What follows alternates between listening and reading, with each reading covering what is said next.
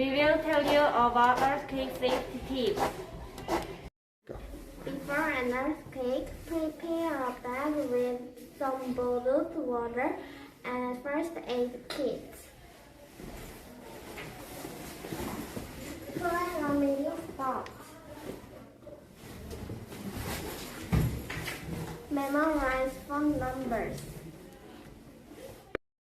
During the earthquake, don't panic or run. Cover your hands and head. Hide under the table and grab the table legs.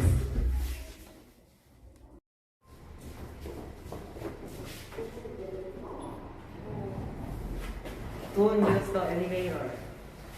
Use these stairs.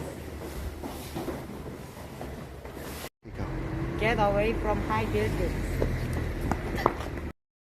After an earthquake, don't go back into broken buildings. Go to your meeting spot. Wait for emergency workers to tell you what to do next. Are you okay? I am a firefighter. Come with me. Okay.